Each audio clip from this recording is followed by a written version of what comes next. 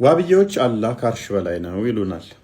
ቁርአን ደግሞ ወዴትም ብትዞሩ ፊቴ እዛ ነው ያለው ይለናል። ማስረጃ በቀራ 115ኛው አያ ላይ ምስራቁም ምዕራቡም ያላህ ነው፣ ፊቶቻችሁን ወዴትም ብታዞሩ ያላህ ፊት እዚያ ነው ይላል።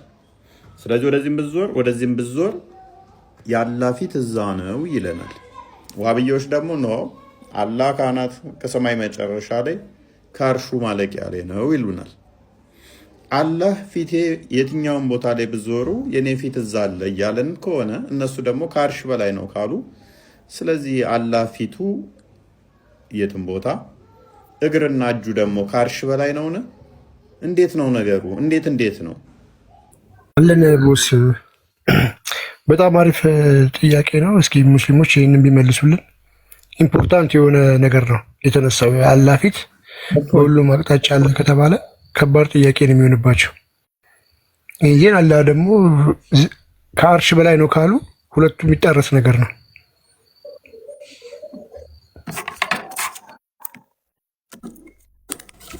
ፊቱ እንግዲህ ባሉ ቦታ ሆኖ ሌላ አካሉ ደግሞ ከአርሽ በላይ ይሆናል።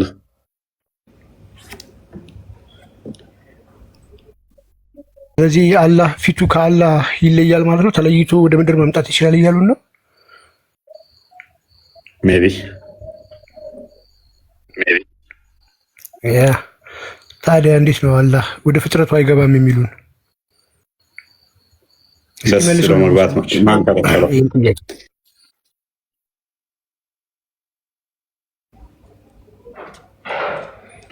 ወደ ፍጥረቱ አይገባም። በቀን ስንት እየገባ አይገባም?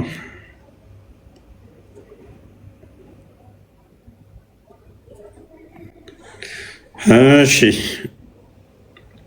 አህመድ ምንድን ነበር ያልከው? ሁዘይፋ ሲገባ ጠይቀዋለሁ።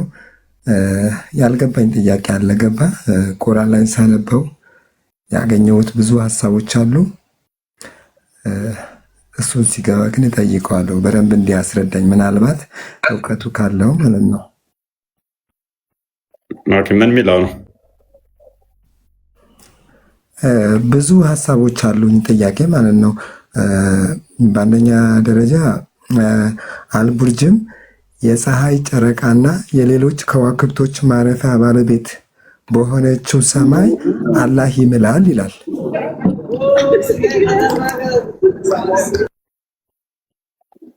ኦኬ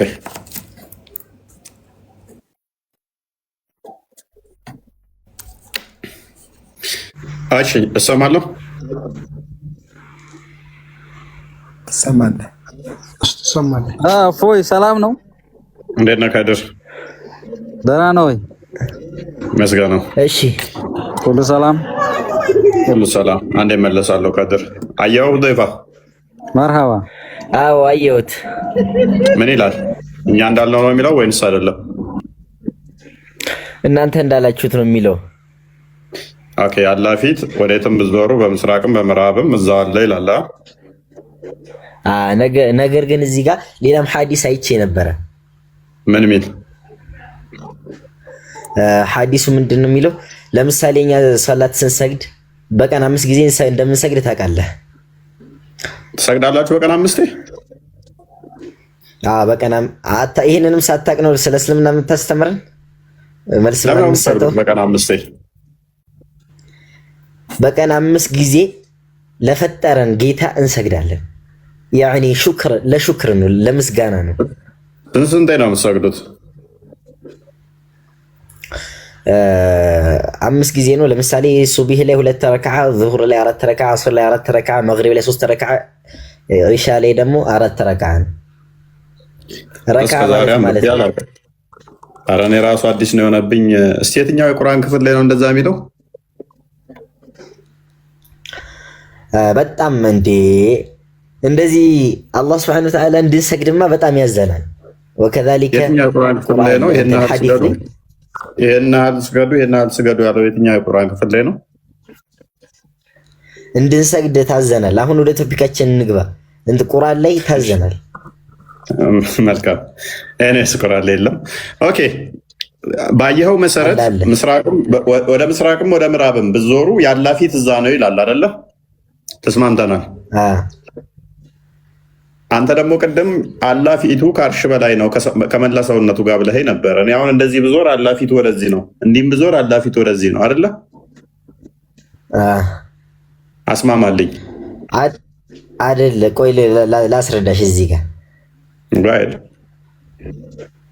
ሰላታችሁ አላህ ፊት እንደቆማችሁ ስለሆነ የሚቆጠረው አላህ ሱብሓነሁ ወተዓላ ረሱል ሰለላሁ ዐለይሂ ወሰለም ሰላታችሁን አስተካክላችሁ ስገዱ ብለውናል። ለምሳሌ አላህ እኔ የምሰግድበት ፊት ለፊት ከቆመ እኔ የምሰግድበት ፊት ለፊት የአላህ ፊት ነው የምትቆመው ተብዬ ነው እንግዲህ ሰላት የምሰግድ። በደንብ እዚህ ጋር ያስከልኝ እንድትሄድ ነው። የአላህ ፊት እንደቆምኩ አድርጌ ነው ሰላት የምሰግደው እና ዓላማችን ላይ እንደሚለው ለምን ትጠቀማለህ? ማለት እዚህ ጋር የምታስተካክለኝ ነገር ሐዲስ ላይ ለምሳሌ ሐዲስ ላይ እንደ ሳይሆን ሊስን ሐዲስ ላይ ያለው እንደ ሳይሆን ቀጥታ ፊቱ ነው የምቆመው። ሐዲስ ላይ ለአንተ ለማስረዳት እንዲመቸኝ ነው። ቀጥታ ለምሳሌ ለማስረዳት እንዲመቸኝ ነው። እንደ ከሆነ እንትን ለማድረግ ነው የሚሆነው። ሊትራል ያልሆነ ነገር እንትን ለማለት ለማነጻጸር ነው። ችግር የለም። ፊት ለፊት ትቆማለህ ነው የሚለው ሐዲሱ። ቁርአኑ ላይ እንቁምና ለጊዜው ግን ቁርአኑ በግልጽ የሚናገረው አንድ ሐሳብ ፕሊስ ወሳኝ ቶፒክ ነው፣ ወሳኝ አይዲያ ነው።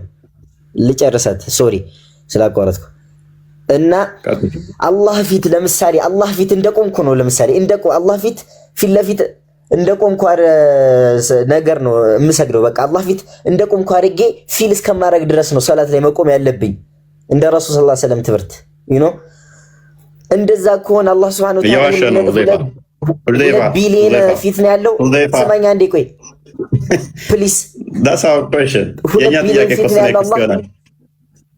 ጥያቄ ነው። አይ ላስረዳህ፣ ላስታርቀልህ እኮ የኛ ጥያቄ ነው። አኔክስ ላስታርቀልህ ፊት እንዴት ይቆማል ብለህ አሁን ስለጨነቀ እሱ ልታርም ነው። የኔም ጥያቄ ነው አይደለም። ፕሊስ የሱረቱል በቀራ ላስተካክል ነው። ቆይ አንዴ። ምክንያቱም ሰሜኑም ምስራቁም ላይ ስዞሩ እሱ ፊቱ እዛ ነው ከተባል ፊት እንዳለው ደግሞ አምነሃል። ፊቱም ሀቂቂ ነው አይደለ? ፊቱ ስለዚህ ተማምነናል እሱ ላይ። ስለዚህ አንተ ከሰማይ በላይ ነው ከአርሽ በላይ ነው ፊቱም ብለህ ለምን ትፈስራለህ? በሰሜንም በምስራቅም በየትኛውም በምዞርበት ያላ ፊት እዛ አለ ካለ እኮ ላስረዳህ እኮ ነው። እኔ እኮ ሀሳብ የምታስጨርሰኝ እኮ ይህን ጥያቄ ደግመህ መጠየቅ አያስፈልግም ነበር። ታዊል ማድረግ ይቻላል። በጣም ጥሩ ጥያቄ፣ በቃ በጣም ምርጥ ጥያቄ ነው የምጠይቀው። ግን እንድመልስ እንትን አትሰጠኝም እንጂ በቃ አለ አይደለ እስልምና ውስጥ ቁጭ ብለው የማይሆን ሙድ የሚያራምዱ ሰዎች የሚጠይቁትን ጥያቄ ነው የምጠይቀው አንተ። እኔም እስልምና ውስጥ ቁጭ እያለሁ ማለት ነው። እሺ ለምሳሌ ተእዊል ሙልሂድ የሚባል ነገሮች አሉ። ለምሳሌ ቅድም የሰጠውን ኤግዛምፕል መልሼ ልድገምልህ። አርረሕማኑ አለል ዓርሺ ኢስተዋ ቁርአኑ የሚለው ምንድን ነው? እስቲ ገለጠ። ሱረቱ ጣሃ ላይ ሱረቱ ጣሃን የመጀመሪያው ፔጅ ላይ ችግር የለውም። አርረሕማኑ አለል ዓርሺ ኢስተዋ ነው የሚለው።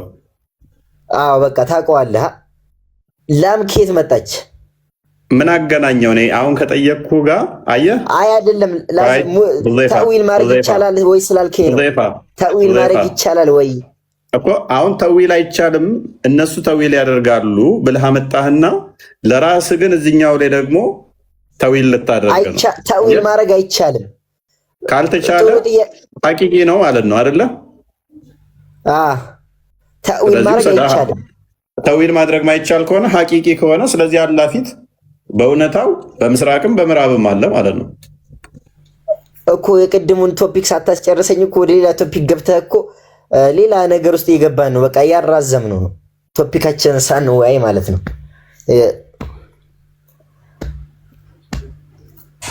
እና ምን ይሻላል? ሰዓቱም በዚህ ሁኔታ ከቀጠለ እስከ 7-8 ሰዓት ልንቆይ ነው እና የሆነ ቶፒክ ብቻ ተመርጦ በዛ ነገር መረጃ አሰባስቤበት በመጣ ተስማማን እኮ ኦልሞስት ጨረስ ነው። አሁን ሐቂቂ ነው አልከኝ፣ ተዊል ማድረግ አይቻልም አልከኝ። ስለዚህ አላህ በሰሜንም በምዕራብም አለ፣ የትኛውም ቦታ ብንዞር አለ። እኔ እኮ ሐሳቤን አላስጨራ ያኒ ቁዋህ ለማለት ተፈልጎ ነው። እዚህ ጋር 2 ቢሊዮን ተዊል ለምን ታደርጋለህ? ወጅ ማለት ነው። ቆይ ወጅ ማለት ቁዋ ማለት ነው። ተዊል እና ቅያስን ለይተህ ስላላወቅህ ነው። ገባህ? ተዊል ማለት ወጅ ማለት ወጅ ማለት ወጅና ቁዋን ምን አገናኘው? ቆይ ስማኝ። ተዊል ማለት አንድ ሐዲስም ቁርአንም ላይ የሌለ ነገር በራሳችን ስሜት አምጥተን ስናገናኘው ነው ተዊል የሚባለው። ቅያስ ማለት ደግሞ ሐዲስና ቁርአን ላይ ባለ ነገር ሐዲስና ቁርአን ላይ ባለ ነገር እርስ በርስ ስናደጋግፈው ነው ቅያስ የሚባለው። እኔ አሁን ሐዲስም ላይ ያለ ነገር ቁርአንም ላይ ያለ ነገር እያደጋግፍኩ ነው። هذه ቅያስ ይባላል። ነው እስቲ ሐዲስ ላይ ቱ ጋር ነው ያላ ፊቱ ቅዋ ነው ተብሎ የተባለው የትኛው ሐዲስ ላይ ነው?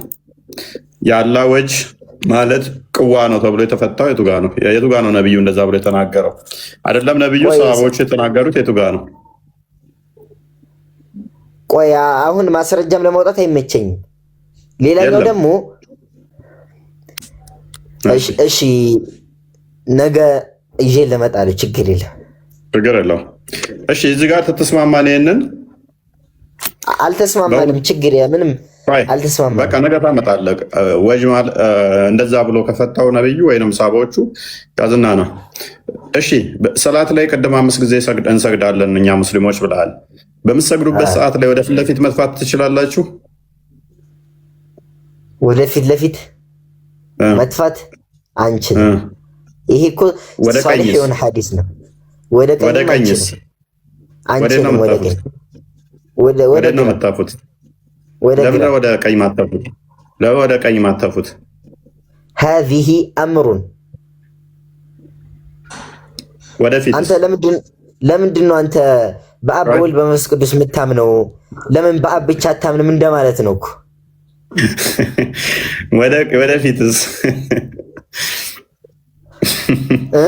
ወደፊትስ ማጣፉበት ምክንያት በቃ ወደ ግራ ነው የተባልነው። አንዴ በቃ የተባልነውን ነገር ነው። ተው ኦዘይፋ ሐዲሱ መስራት ታውቀዋለህ። ሐዲሱ ሳሂህ እንደሆነ ተማምነናል። አምነህበታል። አንተ ሳሂህ ነው ብለሃል። ቡሃሪ ላይ ያለ ነው። አይ ሲጀመር መጥፋቱ ማለት ነው።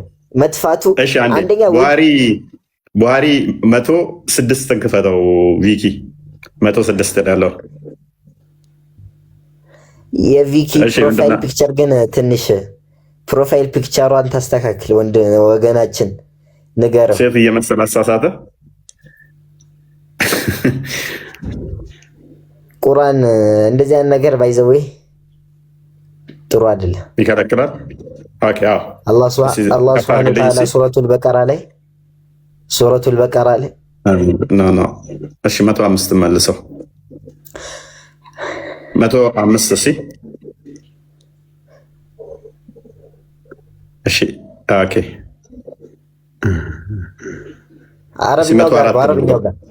አረብኛው ጋር ገው 104 እንዳደረገልኝ እሺ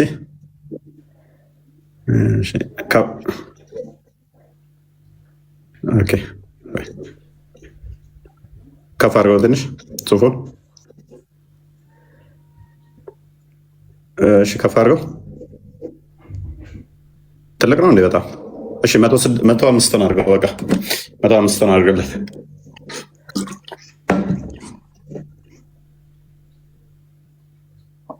አረብኛውን አድርግለት። አረ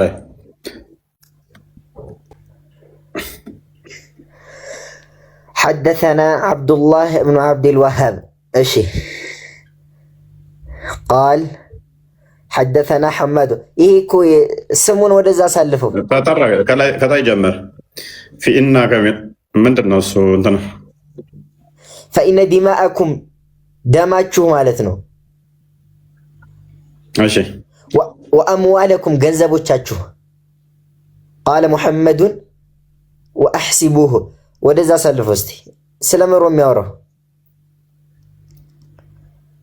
ወአዕራضኩም ዓለይኩም ሐራሙን ከሑርመት የውሚኩም ሃዛ ይሄኛው ስለ ሐጅ ስለ ያቺ ካዕባ ጥቁሯን ታውቃታለህ? እዛች ላይ እዛ ከተማ ላይ ስላለው ክብር ነው የሚያወራ ያለው። ይሄኛው ስለዛ ሐዲስ ነው ሊያወራ ያለው ቅድም ስለወራን ስለነበር። እሺ ቀጥል፣ አንብበው። እሺ ዝቅ አድርግለት።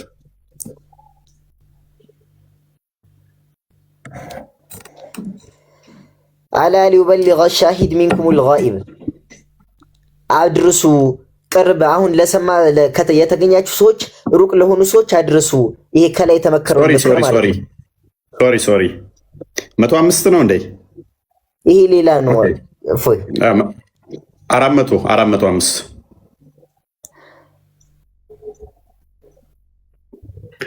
ላፕቶፕ ስለሆነ ለእኔ ብዙ አይታየኝም። ለዛ ነው በጣም ይቅርታ። 406 አድርገው ሲ ይህንን ባስተምራችሁ ችግር የለም ይሻላል። አይ ፒሲ ላይ ለእኔ አይታየኝም ብዙም። ለዛ ነው በጣም ይቅርታ። ከፍ አድርግለት። አረበኛ ነው ዘገሬ 405 ያልኩት መስሎኝ ነው። 105 ያልኩት አልመሰለኝም። የኔ ጥፋት ነው። እሺ ቀጥል። حدثنا عبد الله ابن يوسف قال أخبرنا استي سموچون أسالفاتشو سموچون أن رسول الله صلى الله عليه وسلم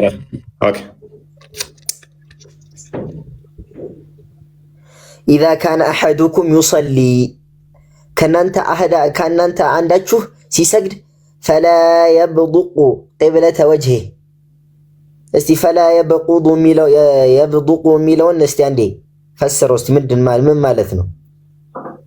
ለአንተ ነው እንፈስረው እኮ ነው። አይ ፈስሩት መጀመሪያ፣ እኔ ማወቅ ስለፈለግኩ ነው። ፈስረው። ይሄንን እኮ ያመጣ ነው አንተ እንፈሰርልን ነው። አላውቀውም እኔ። ጨርሰው እስቲ إذا كان أحدكم يصلي فلا يبدق قبلة وجهه فإن الله قبل وجهه إذا صلى እስቲ አማርኛ ካለው አድርጉልኝ እስቲ በደንብ ለማብራራት ይመቸኝ። ዘቃ አድርገው። ኦኬ ተርጉመለት ነው። ነብዩ በቂብላ አቅጣጫ በመስጂድ ግድግዳ ላይ የአክታ ጠብታ አዩ። በዚህም ተከፉ። የቁጣና የቅሬታ ምልክት በፊታቸው ላይ ታየ። ከዚህም ተነስተው በእጃቸው እንደዚህ አይልም። እፎይ ፕሊስ፣ እንደዚህ አይልም ይላል። ቆይ እሱን እናየዋለን። ቀጥታ ነው የተተረጎመው። ሊጨርስ ችግር የለውም። እሺ አንበ ችግር የለውም። እዚህ በቤታችሁ ለመጮህ አይደለም። እኔ እሺ አይልም። ጎይድ ሻምበው ቀጥል። إذا صلى أحدكم إذا إن أرى بناتها አቃይሩት ሐዲሱን ለቀየረም ያው ነው። ዝቅ ብለህ ስላነበብክ ነው። እዛ ከሚለው ጀምረህ ስላነበብክ ነው ቅድም። እሺ ይድየሽ አንበው ከላይ ያለውን ስላላነበብከው ነው። በፋ የቀደሙ ነብዩ በቂብላ አቅጣጫ በመስጂድ ግድግዳ ላይ የአክታ ጠብታ አዩ። በዚህም ተከፉ። የቁጣና የቅሬታ ምልክት በፊታቸው ላይ ታየ። ከዚህም ተነስተው በእጃቸው ፈገፈጉትና እንዲህ አሉ፣ ማንኛችሁም ለሶላት በሚቆምበት ጊዜ ከጌታው ጋር በምስጢር እያወራ ነው ወይም በቂብላው መካከል ነው። ቆይ ልጨርሰዋ። ስለዚህ ማናችሁም ቢሆን ወደ ቂብላ አቅጣጫ መጥፋት የለባችሁም፣ ነገር ግን ወደ ግራው ወይም ከእግሩ በታች መጥፋት ይቻላል። በመቀጠልም ነብይ የልብሳቸውን የጨርቃቸውን ጫፍ ይዘው በላይ ላይ ከተፉበት በኋላ ጥፉትና ወይም እንዲህ ማድረግ ትችላላችኋል ይላል። እሺ ምን ሆነ? ማንኛውም ወደ ቂብላ አቅጣጫ መጥፋት የሌለበትም። ለምንድን ነው ማንኛውም እንደዛ መጥፋት የሌለበትም? ወደፊት የለበትም መጥፋት። ለምን? ጌታው በእርሱና በቂብላው መካከል ይሆናልና። ከላይ ያለውን አስመርለት። ተወዳጅ አይደለም። ቆይ ተረጋጋ።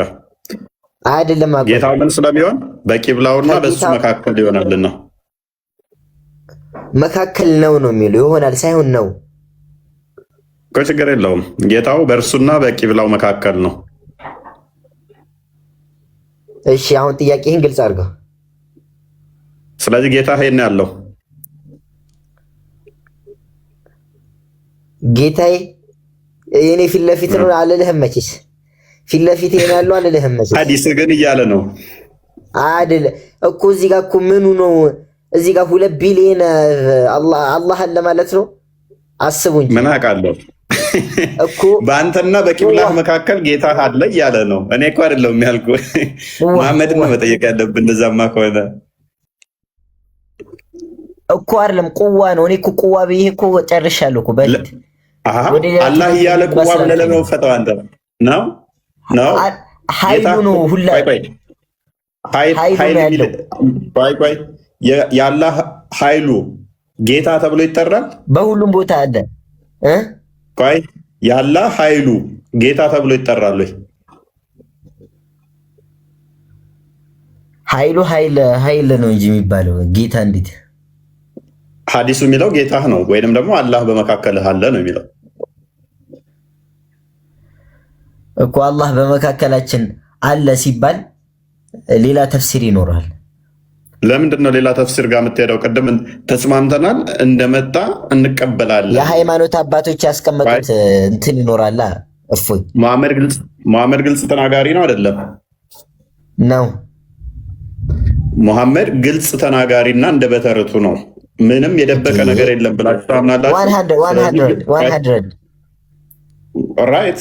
ስለዚህ መሐመድ ግልጽ ተናጋሪ ሆነ በአንተና በቂብላው መካከል አላህ በእናንተ ፊት መካከል አላህ አለ ካለ በኋላ ሌላ ከ100 ዓመት ከ1000 ዓመት በኋላ የመጡ አይ በእኛና በቂብላው መካከል ያለው አላህማ አይደለም ካሉ መሐመድ ላይ እየዋሹ ነው። በእኔ ላይ ዋሸን ያላልኩትን ያለ ደግሞ ገሃነም ይገባል ብሏል መሐመድ አይደለ?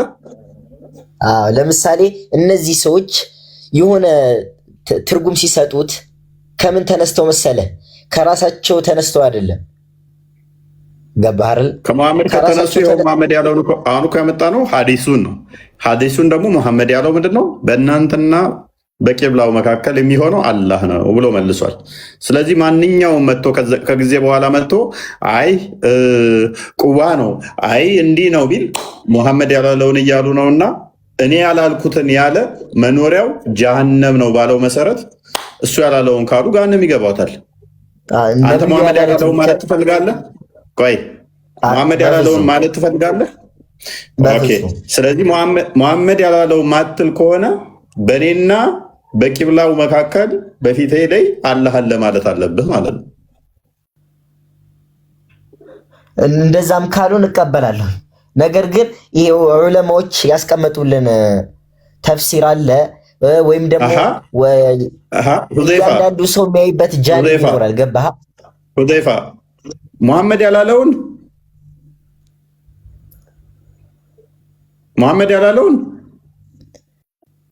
ያላለውን ካልክ እኮ ገሃነም ከሚገቡት ነው የምትሆነው። መሐመድ በግልጽ ያለው ምንድነው? ግልጽ ተናጋሪ ነው። ምንም የሚሸፋፍም የሚደባብቅ አይደለም። ስለዚህ በእርሱና በቂብላው መካከል አላህ እንዳለ ነው የተናገረው። ጥሩ ጥያቄ። እኔም እዚህ ላብራራልህ የፈለግኩት ምንድን ነው፣ ለምሳሌ አሪፍ ኤግዛምፕል ልስጥህ። ፈጣሪ ግልጽ ተናጋሪ ነው አይደለም? ምን አገናኘው ነው? ምን አገናኘው? እኛ ጋር ከሆነ በምሳሌ ፈጣሪ ብዙ ቦታ ላይ ተናግሯል። ድምፅህ አይሰማም። ድምፅህ አልሰማም። የእኛን ከሆነ ደጋግሞ ፈጣሪ በምሳሌ የተናገረበት አለ። በምሳሌ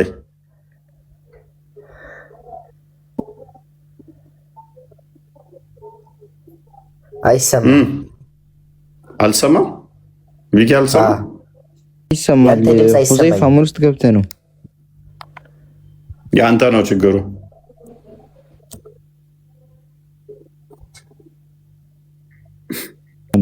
ሁዘይፋ የአንተ ነው። የኔ ይሰማል፣ በደንብ ይሰማል እያሉ ነው።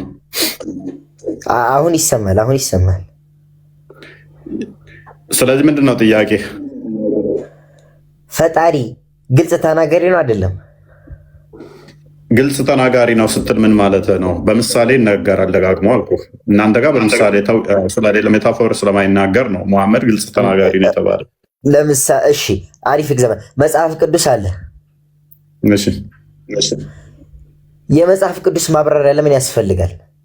ምክንያቱም የፈጣሪ ንግግር ግልጽ ሆኖ ከታየን ማብራሪያዎቹ ለምን ያስፈልጉናል? እኔም ያልኩ ያለሁት የእነዚህን ሐዲሶች ማብራሪያ አይገናኝም።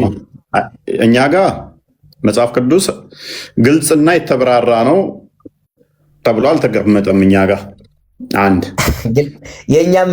የእኛ ግልጽ ነው፣ ነገር ግን ለማያውቁ ሰዎች ማብራሪያ ያስፈልገዋል። አትሳቃ። የእናንተ ምን ስለሚዘጋ ነው? ግልጽና የተብራራ ነው ብሎ ዘግቶ ጨርሶታል። ራሱ የተብራራ እና ብናኝ እንኳን ሳቀር የተብራራ ነው ብሎ ጨርሶ ዘግቶታል። የእኛ እንደዛ ብሎ አልዘጋም። አንድ ሁለተኛ ደግሞ በራሳችን እንዳንተረጉም መጽሐፍ ቅዱስ ያዘናል። ትንቢትም ሆነ ምንም በሰው ፈቃድ አልመጣምና በራሳችን እንዳንተረጉም መጽሐፋችን የኛ ያዘናል። የእናንተ ግን ትርጉም እንደማያስፈልገው መጽሐፉ በግልጽ የተብራራ እንደሆነ አስቀምጦታል። ሲያነጻጽረው ደግሞ መሐመድ ምን አለ መሰለ? ቁርአን መሐመድ ለእኔ የተሰጠኝ መጽሐፍ አለ ከወንጌል 7 እጥፍ ግልጽ ነው፣ ከዘቡር ደግሞ 200 እጥፍ ግልጥ ነው አለ። 200 እጥፍ ግልጽ ከሆነ እናንተ መጽሐፍ ከኛ ማብራሪያ ያስፈልገውም። በቃ ለምሳሌ ቁርአን የወረደው በአረብኛ ነው። ቁርአን የወረደው በአረብኛ ነው። ምሳሌ አይደለም ነገር ጋይድ። እሺ አንድ ከሌላ የኢትዮጵያ ወይም ደግሞ ሌላ የዩሮፕ የዩናይትድ የዩኤስኤ ዜጋ ያለው ሰው ቁርአን አንስቼ ቀጥታ አረብኛውን ላንብብ ቢል ከየት ነው የሚረዳው? ሜይቢ ለአረቦች ሊረዱ ይችላል። ሲጀመር ለአረቦች እኮ ነው ቁርአን የወረደው እንጂ ለሌላ ሰው አልወረደም እኮ፣ አልተፈቀደም ሲጀመር። አሪፍ ጥያቄ። አላህ ሱብሓነሁ ወተዓላ ወማ አርሰልናከ አለ ኢላ ረሕመተን ሊልዓለሚን፣ አንተ ነብይ ሆይ ለዓለም ዝነት አድርገን እንጂ አላክንህም አለ። ለዓለም ካልሆነ አላለውም። ቁርአን አላፈስክም እያልከኝ ነው? መሐመድን አላለውም። መሐመድና አንተ ነብይ ነህ ለዓለም ላክንህ የሚላለህ ለዓለም እዝነት እንጂ። እስቲ ኢየሱስ ክርስቶስ ለዓለም መላኩን አንድ ጥቅስ እስቲ። የለም እንደዛ የሚል አንተ ጋር እኮ የለም እያልኩ ነው። መሐመድ ለዓለም ተላከ፣ መሐመድ አንተ ለዓለም እዝነት የሚል ጥቅስ ሽታውም የለም በቁርአን ውስጥ። አላየሁም ልት ማለት ትችላለህ። የለም እስቲ በለው። ወማ አርሰልናከ እሺ ኢላ ረሕመተን እሺ ሊልዓለሚን፣ ለዓለም ዝነት እንጂ አላክንህም። ማንን ነው እንደዛ ያለው? ነቢያችንን ነው። ሙሉ ቁርአን ላይ ወረደ። ኬት አመጣው መሐመድን የሚል ቁርአን ላይ ያለው ለማን ነው የወረደው? ለሙሉ ለህዝብ። ሱረት ሙሐመድ ላይ አለ ቁጥር 107 ላይ አይልም መሐመድ የሚል ሙሐመድ ነው የሚለው። ለሙሐመድ ለነብዩ ሰለላሁ ዐለይሂ ወሰለም ያለው አይልም። ክፈት አንዴ ቪኪ 107 ላይ ሙሐመድ ረሱሉላህ ሙሐመድ መልእክት መሆኑን ተገልጿል። ሙሐመድ ረሱሉላህ የሚል አልተገለጸም። ሙሐመድ አይልም። አስዝላለሁ በፈለ ሙሐመድ ረሱሉላህ አንድ ሐውዘይፋ አንደኛ እዝነት የሚለው ከራሱ ከቁርአኑ ጋር ይጋጫል። እኔ ግልጽ አስፈራሪ ነኝ፣ አስፈራሪ ብቻ ነኝ ከሚለው ጋር ይጋጫል። እዝነትና አስፈራሪ ሁለቱ ይጋጫሉ። አንድ ሙሐመድ ከሌሎቹ ነቢያቶች ከሚለይባቸው አንዱ ደግሞ በሽብር ሌሎችን በአስፈራሪነቱ ነው። አሸባሪ ከሆነና አስፈራሪ ከሆነ አዛኝ ለዓለም ተብሎ ሊጠራ አይችልም። ክላሽ ያደርጋል። ኤኒዌይስ ሱረቱ መሐመድ 107 ላይ ነው ያልሽው። አይ ቲንክ እሱ ላይ ያለ እንደዛ ነው ያልሽው። እሺ ብረካ አውድ ማንበብ ትችላለህ። ተሳስተሻል። ባልሳሳት ሱራ መሐመድ ሳይሆን ሱራ 16 107ን ክፈትላት። ሱረቱ መሐመድ ላይ አይደለም ያለው። ሱራ መሐመድ 107 አይደለም 21 107 ያ በቃ ያው ቀሪ እስቲ ቁርአን ወነስ ያለ ቀሪ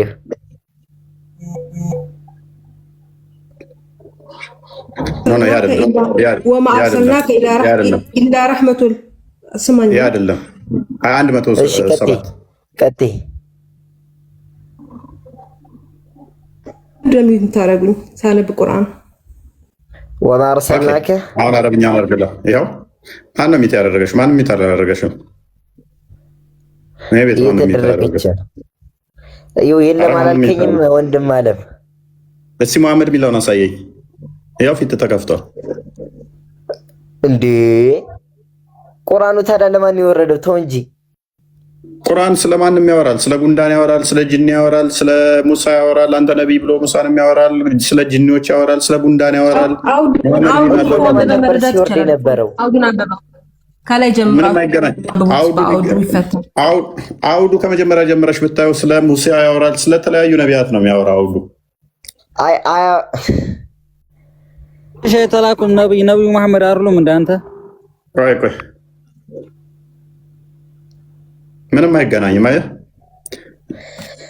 እዝነት ታምር ተደርጎ የተላከው ኢሳ ነው እንደ ቁርአንም መሐመድ ግልጽ አስፈራሪ ብቻ ነኝ ብሎ ነው ያለው ደጋጋሚ ግልጽ አስፈራሪ ብቻ የምትለዋን ማን ያለው ግልጽ አስፈራሪ ብቻ ነው ቁርአን ላይ አዎ እሺ ስጠኝ እሺ ሸክላ አይደል ታውቀዋለህ ጥቅሱ ቅራልኝ እኔ አውቀዋለሁ የት ነው ሱራው ምንድን ነው ብቻ ብለሃል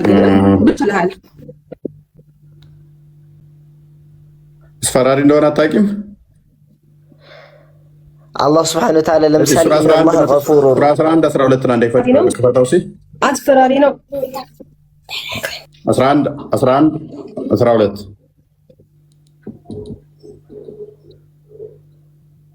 ኖ 13 7 አንዴ ፈታው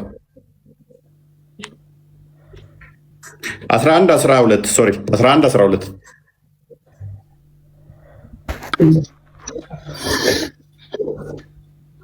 ኦኬ አረብኛ አንተ አስፈራሪ ብቻ ነህ እሺ ቁርአንን 38 65 አንዴ ደጋማት 22 49 ላይ ይደግመዋል እንደዚህ ብሎ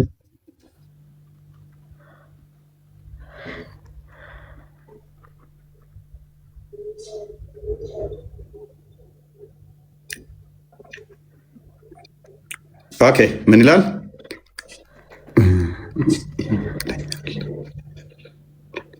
ምንድነው የከፈትከው ነበር ሱረቱ ሳድ ነው ሱረቱ ሳድ 65 ያ 29 50 አለለ 29 50 ኦኬ እኔ አስፈራሪ ብቻ ነኝ ሶሪ ከታች ያለውን ነበር እያየሁት ያለሁት እኔ አስፈራሪ ብቻ ነኝ ምን ብቻ ነኝ አስፈራሪ ብቻ አስፈራሪና አዛኝ ሁለቱ ይጋጫሉ ለምን እንደዛ አላቸው ምን እንደምንም ይበል አስፈራሪ ብቻ ነው አይደለ ግን ለማን ያለው መሐመድ አስፈራሪ ብቻ ነው አይ ለማን ያለው እንደዚህ መሐመድ አስፈራሪ ብቻ ነው ለምንድን ነው እንደዛ ብሎ ያላቸው ለነማን ነው እንደዛ ያላቸው የሚለውን ከላይ አይ በስርዓት አስፈራሪ ብቻ ነው አይደለም አስፈራሪ ነው በስርዓት አዛኝና ማስፈራራት ለምን አይገናኙም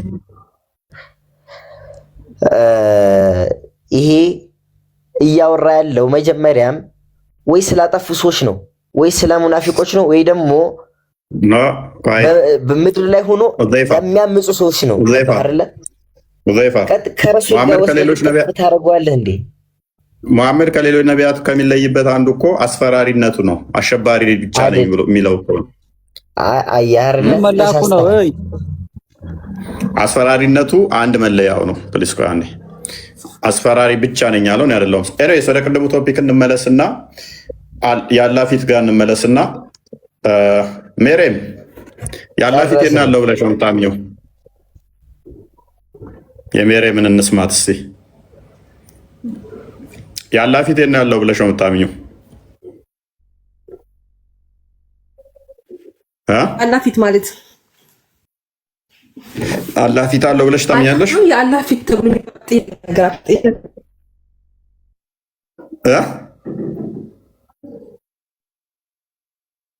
ኔትወርክ ጥሩ አለ። ኔትወርክሽ ጥሩ አለ። ከድር ቀጥል። ስለ አንተ ሃይማኖት ነው ልጠይቅህ የመጣሁት። አይሰማም ወይ? ኔትወርክሽ አይሰማም። የሰማህ ነው? እሺ አሁን ልቀጥል። ያላት ያለው ብላ የምታምነው እየተቆራረጥሽ ነው። ያላ ፊቴን አለው ብለህ ነው የምታምነው? እኔ ስለዚህ አይደለም አጀንዳዬ። አንድ አጀንዳ ንገረን፣ ያላ ፊቴት እንደሆነ። ኖ እንደዛ አይደለም። እኔ ስለ አንተ ሃይማኖት ስለ ኢየሱስ ክርስቶስ ነው ማወቅ ፈልጌ ነው የመጣሁት። ጠይቃለህ። ቅድሚያ ያላ ፊቴን ነው ብለህ ነው የምታምነው? እንደዛ አይደለም። ለእኔ ነው የምጠይቅህ። እኔ የመጣሁበት ስለ አንተ ሃይማኖት ጠይቅህ ነው እንጂ ስለ እኔ አይደለም እኮ። ትጠይቃለህ። ቅድሚያ አላ ፊቱ የት ነው ያለው ብለህ ነው የምታምነው? አላውቅም። ኦኬ፣ ማን ነው የምታመልከው? ስለ እኔ አትጠይቀኝ። እኔ አላህን ነው የማመልከው። እኔ ስለ አንተ ሃይማኖት ነው ስለ ኢየሱስ ክርስቶስ ነው ልጠይቅህ የመጣሁት እንጂ ስለ እኔ ልጠይቀኝ አይደለም። አንተን ነው አንተ ልጅ እያስተማርክ አይደለ? ማወቅ ፈልጌ ነው ካንተ። እሺ ተመልሻለሁ። ስታክ አድርጌ ነበር። ሰምተኛል? ኦኬ፣ ያላ ፊት የት ነው ያለው ብለህ ነው የምታምነው? ጥያቄሽን መልሳለሁ። ኧረ ኡፌ ተው ጥያቄ ተቀበልተው። ስማ፣ እኔ የምጠይቅህ ስለ ኢየሱስ ክርስቶስ ነው የምጠይቅህ። እኔ ስለ አላህ አሁን አልጠይቀኝ አላልኩም። እኔ አንተ እያስተማርክ ነው። አንተ ልጠይቅህ ነው የመጣሁት እኔ እንጂ ልታስተምረኝ አስተምረኝ ብዬ እንትን አላልኩም። ምንድን ነው ጥያቄ? ለምንድን ነው እሱማ መልሰው? አምላክህን አላውቅም አልክ። ካላወቅህ ፊቱን ስትጠየቅ አይ ስለአንተ ብቻ ነው ስለ ራስ አምላክ ምንም ማውራት እንደዚህ አሁን አይደለም። ስማ ሴጣን ጆሮዎች ላይ እየሸና ነው እንደምመጪው። አንቺ ደግሞ አስተግፊሩላህ ለምን አልክ? ምክንያቱም ሴጣን ጆሮአችሁ ላይ ይሸና አይደል እንዴ? እኔ የምልህን አሁን መልስልኝ። ለምጠይቅህ ጥያቄ ነው። እኔ ማወቅ ፈልጌ ነው አልኩህ አይደለ? ድምፅህ የሆነ ልጅ የሆነ ቪክ እሱን አይመስልም? አስተፍሩላ ሲል የሆነ እዛ የድራማ የተሰራች የሆነ ካየ ክርስቲያኖኝ ነኝ ምናምን ብሎ እየሰማህ ነው? ድምፅ ይመስላል። እየሰማሁ ነው። ለምጠይቅህ ጥያቄ እያስተማርክ ነው መልስልኝ ነው አልኩት። እኔ አሁን ለምጠይቅህ ጥያቄ ማለት ነው። ቀጥል። ኢየሱስ ክርስቶስ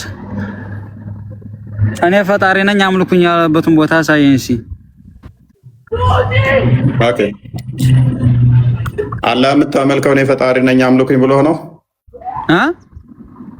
አላህ የምታመልከው እኔ ፈጣሪ ነኝ አምልኩኝ ብሎ ነው? ጥያቄ በጥያቄ ነው መልስልኝ አልኩም። እኔ ስለ አንተ ማወቅ ፈልጌ ነው፣ ስለ ክርስትና ማወቅ ፈልጌ ነው። ይሄን እንድታስረዳኝ ነው። ሌላኔ ስለ አላህ ጠይቀኝ አላልኩም። ኦኬ፣ ክርስቶስ በስጋ የተገለጠ ሕያው አምላክ ነው። እጅግ ብዙ ቦታ ላይ በነቢያትና በሐዋርያት ተናግሯል።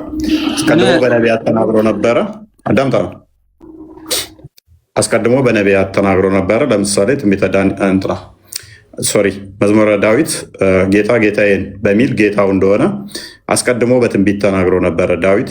ከዛ በኋላ ክርስቶስ ስለራሱ እንደተናገረ ጌታ ብሎ ጠራኝ በማለት ጌትነቱን አምላክነቱን በአዲስ ኪዳን ነገረን ማለት ነው። ስለዚህ ክርስቶስ በስጋ የተገለጠ ሕያው አምላክ እንደሆነ እናምናለን ወይ? አዎ በደንብ እናምናለን። እኔ ጌታ ነኝ የሚል ግን መስፈርት ወይንም ደግሞ እኔ ፈጣሪ ነኝ የምትል ኤግዛክት ወርድ ፋላሲ የሚያስፈልግ ከሆነ አምላክ የምትከተለው ሙሐመድ ከነገረህ ውጭ ተንፍሶ አያውቅም። መርዶ ልንገርህ፣ ተንፍሶ አያውቅም። በነቢያቱ በሐዋርያቱ ተናግሯል ወይ? በሚገባ። ለምሳሌ ኤፌሶን ምዕራፍ 2 ላይ ከቁጥር 10 ላይ ሁላችን የተፈጠርነው በክርስቶስ እንደሆነ ቅዱስ ጳውሎስ ጽፎልናል። ነቢያቱ አስቀድመው ትንቢት ነገሩን። እንደሚወለድ እንደሚሞት የአብ ልጅ እንደሆነ አስቀድመው ነገሩን። እርሱ ሰማያትን እንደፈጠረ ደግሞ አስቀድመው ነገሩን። መዝሙረ ዳዊት ምዕራፍ 33 ላይ ከቁጥር 7 እስከ 9 የአብ ቃሉ ፈጣሪ እንደሆነ ነገሩን። ያ የአብ ቃል ደግሞ ዮሐንስ ወንጌል ምዕራፍ 1 ላይ እግዚአብሔር እንደሆነ ሁሉን እንደፈጠረ ቁጥር 3 ላይ ነገረን። ያ ሁሉን የፈጠረው ሁሉን ያስገኘው ደግሞ ቁጥር 10 ላይ በዓለም እንዳለ ነገረን። ቁጥር 14 ላይ በስጋ እንደተገለጠ ተነገረን። ቁጥር 18 ላይ ደግሞ በአብ እቅፍ እንዳለ ሁሉን ያስገኘ እንደሆነ የአብ የባህሪ ልጁ እንደሆነ ተነገረን። ራሱ ክርስቶስ ደግሞ አባቴ እስከዛሬ ይሰራል እኔም እሰራለሁ አለ። አባቱ ምንድን ነው የሚሰራው? መፍጠር። አባቴ ይሰራል እኔም እሰራለሁ። አባቱ ምንድን ነው የሚሰራው? መፍጠር። ዮሐንስ ወንጌል ምዕራፍ 5 ቁጥር 17 ላይ አባቴ እስከዛሬ ይሰራል እኔም እሰራለሁ አለ። አባቱ ማን ነው? አብ። አባቱ ምንድን ነው? ፈጣሪ። አባቱ እስከዛሬ መልስልኝ። ቆይ አዳመጥካ። አባቴ እስከዛሬ ይሰራል እኔም እሰራለሁ ሲል ቁፋሮና እንደ አላህ ሌሊት ሌሊት መመላለስ አይደለም። አባቴ እስከዛሬ ይሰራል እኔም እሰራለሁ ሲል አባቴ ፈጥሯል፣ የፈጠረውን ይመግባል፣ ይንከባከባል፣ ይጠብቃል። እኔም ምን አደርጋለሁ? እንደ አባቴ ፈጥሬያለሁ። አንዲት ፍቃድ፣ አንዲት ስልጣን፣ አንዲት አገዛዝ ስላለ ዓለማትን ሁሉ በፈጠረበት በልጁ ስለሚል ማለት ነው። ስለዚህ ሁሉ የተፈጠረው በቃል ነውና አባቴ ይሰራል እስከዛሬ ይሰራለሁ ሲል አባቴ ፈጣሪ ነው እኔም ፈጥሬያለሁ እያለ ነው። አላህ ይሰራል ስትል ቁፋሮን እየቆፈረ ነው ብለህ ነው የምታምነው ወይንስ ፈጥሯል ብለህ ነው የምታምነው? ከድር አሁን እኔ የምልህ ማለት ነው ስለ አንተ ሃይማኖት ብቻ ንገረኝ ነው እንጂ ያልኩ ስለ አላህና ስለ ነብዩ መሐመድ ስለ እኔ እስልምና ስለ እኔ ሃይማኖት ንገረኝ አላልኩም። የሆነ መሐመድ እንዲህ ማለት ይችላል ከዚህ ኖ ስለ እኔ አትጠይቀኝ ብያለሁ እኮ 4 ነጥብ ዘግቼ ለምን ነው የማልጠይቅህ? አላህ እስከዛሬ ይሰራል እኔም እሰራለሁ ይላል መሐመድ። ምክንያቱም አላህ የሚሰራው መፍጠር ነው። አላህ ይፈጥራል እኔም እፈጥራለሁ ይላል። ፈጣሪ ማለት ይሄ ነው። እስከዛሬ አብ ሲፈጥር ነበር እኔም ፈጥሬያለሁ። የፈጠረውን ይጠብቃል፣ ይንከባከባል፣ ይመግባል። እኔም የፈጠርኩትን እጠብቃል። ቆይ ሚታ ለዚህ ነው አይሁዶች እንዳንተ ጭንቅላት አልባ ስለማይከተሉ ጭንቅላታቸው ስለሚጠቀሙ ዮሐንስ ወንጌል ምዕራፍ 5 ቁጥር 18 ላይ ክፈተው አንዴ ቢኪ አምላክ ነኝ እያላቸው እንደሆነ ስለገባቸው እኔ ነኝ የፈጠርኳችሁ እያላቸው ስለሆነ ስለገባቸው ድንጋይ ኢሚዲየትሊ ያነሱ ሊወግሩት እኔ ነኝ ፈጣሪ ፈጥሬያለሁ እያላቸው እንደሆነ ስለተረዱ ማለት ነው። ኦልራይት ምን አሉ? ወዲያውኑ ተናደዱና ድንጋይ ያነሱ እንደዚህ ሲላቸው እንግዲህ ሰንበትን ስለሻረ ብቻ አይደለም፣ ነገር ግን ደግሞ ራሱን ከእግዚአብሔር ጋር አስተካክሎ እግዚአብሔር አባቴ ነው ስላለ፣ ስለዚህ አይሁድ ሊገሉት አብዝተው ይፈልጉ ነበረ። ራሱን ከአብ ጋር አስተካክሎ አብ ቁጥር 17 አድርገው እስከዛሬ ይሰራል እኔም እሰራለሁ ሲላቸው አባቱ ፈጥሯል እኔም ፈጣሪ ነኝ እያላቸው እንደሆነ ገባቸው። የተዋለዱ ምናምን አትበል። እኔ ለምጠይቅ ጥያቄ መልስልኝ። እፎይ የአንተን ቴዎሎጂ እኮ እኔ ጋ መጫን አይጠበቅብም። የእኔ ማመልከው ደግሞ አብ አባቱ ነው። አንተ ሴጣን አጋንንቶች አላህ ሚስት ስለሌለው ልጅ የለውም ስላሉ አባት የለውም የሚል አይዲዮሎጂ እኔ ጋ አትምጣ። የአጋንንትን ትምህርት የእኔ ማመልከው ክርስቶስ በስጋ የተገለጠው የአብ የባህሪ ልጅ ነው ብዬ እኮ አምናለሁ። አብ አለው አትበለኝ አትበለኝ፣ አባት አለው አትበለኝ አትበለኝ። እሱ የአጋንንቶች የነገሩህን እዛው ሽንት ቤት ክተተው። አጋንንቶች እዛ ስላሉ ትርፍ ቃላት መነጋገሩ አይደለም። ቆይ ምክንያቱም ያንተን አስተምሮ እኔ ጋ አትምጣ። ያንተ አለ ሚስት ያስፈልገዋል ልጅ እንዲኖረው። የኔ አምላክ ደግሞ የባህሪ ቃሉን ልጅ ብለን እንጠራለን፣ የአብ ልጅ ብለን እንጠራለን። ያንተ አላ ግን ነሰሰርሊ ሚስት ስለምታስፈልገው ጂኒዎቹ አጋንንቶቹ ባሉት መሰረት ልጅ የለውም። ስለዚህ የኔን አምላክ ስናገር ያንተ ሚስት ያጣውን እየመሰለህ አትናደድ፣ አትደንግጥ። ስለዚህ እኔ አምላክ የባህሪ አባት አለው። ኤግዛክት ወርድ ፋላሲናገር እፎይ እኔ የምጠይቅህን ጥያቄ መልስልህ ብያለሁኝ። ስማ ኤግዛክት ወርድ ፋላሲ የምትጠቀም ከሆነ ለምን ትቆጣለህ? ክርስቶስ አባት አለኝ ብሏል። አባት አለው ለምን አትልም? ለምን ትረበሻለህ? ኤግዛክት ወርድ አይደል የምትፈልገው? ይኸው አባቴ ብሏል። አባቱ በለስ ለምጠይቅህ ጥያቄ እንድትመልስልኝ ነው የምፈልገው። ስለኔ ሃይማኖት አትንጣ፣ ጭራሽ አያስፈልግም። ለምን አያስፈልግ? ንጽጽር ቤት እኮ ነው ያለኸው። ኤግዛክት ወርድ አይደል የምፈልገው። ክርስቶስ አባት አለኝ ብሏል። አባቱም ልጄ ነው ብሏል። ልጄን ስሙት ብሏል። እስቲ አንተ ኤግዛክት ወርድ ቆይ አዳምጥ። አባት አለው አብ አባቱ ነው በልና መስክር። አባቱ እንደሚሰራ ልጁ ይሰራል በልና መስክር። እዚህ ጋር እንስማ። አሁን እየጠየኩህ አለ። ያው ተከፍቶላል ፊት ለፊት ስማ፣ እኔ አባት ተዋለዱ ምናምን አትበለኝ። ለምጠይቅህ ጥያቄ መልስልኝ ነው አልኩህ። ጭንቅላት አልባ አካል እንድናምልክ እዛ እግር እያመለክ ጭንቅላት ሊኖር አይችልም። ኤግዛክት ወርድ የምትፈልጉ ከሆነ ይኸው አባት አለው በልና ሲመስክር። ሜሬም ኢየሱስ አባት አለኝ ብሏል። አባት አለው ብለሽ ታምኛለሽ?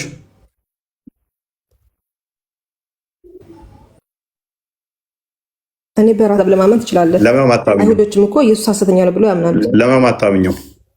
የራስ እምነት ስለሆነ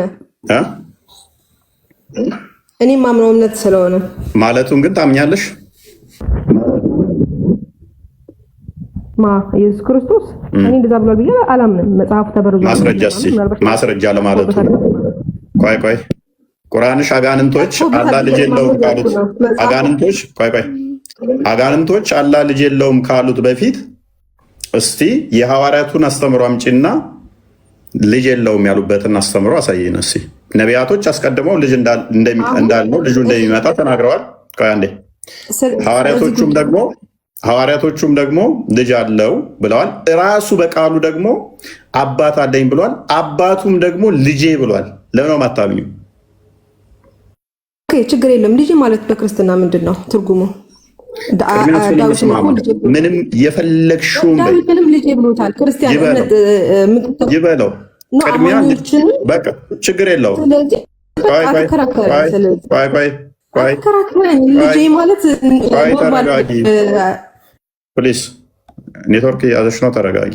የፈለገውን ልጅ በይ፣ የጸጋ በይ፣ የባህሪ በይ፣ ችግር የለብኝም። ምክንያቱም በሁለቱም ካልሽ እስልምናን ስለምታፈርሺ ማለት ነው። ነቢያት የሰበኩት አምላካቸውን አባት ብለው ይጠራሉ። ኦኬ፣ በየትኛውም በጸጋም በይ በባህሪም በይ። ስለዚህ ትስማሚያለሽ በዚህ በፈለግሽው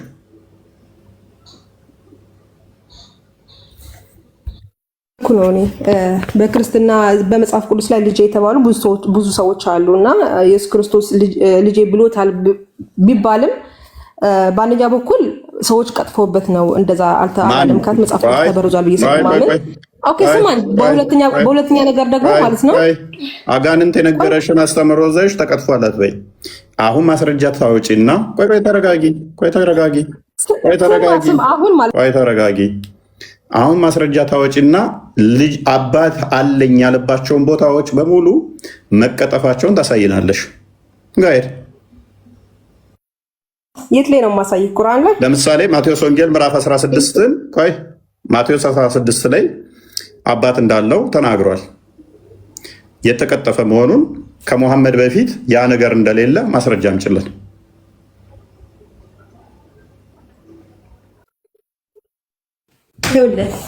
መጽሐፍቶች እኮ ተበርዘዋል። ማስረጃ እንችላለን። ወሬ አይደለም፣ ተረት አይደለም። አጋንንት አላህ ልጅ የለውም ስላሉሽ አጋንንትን ምስክር ይዘሽ ልጅ የለውም ማለት ትችያለሽ። አሁን ቀጥታ ነው የምጠይቅሽን። ተረጋጊ።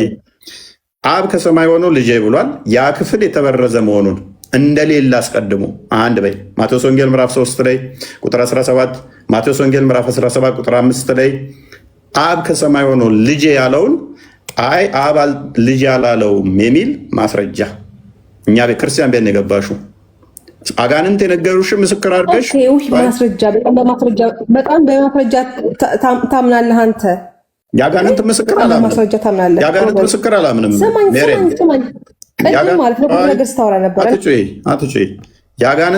አላምንም። ሙሐመድ ያመጣው የአጋንንት አስተምሮ ስለሆነ አጋንንቶች ስለሆኑ ልጅ የለውም ሚስት ስለሌለው ያሉት።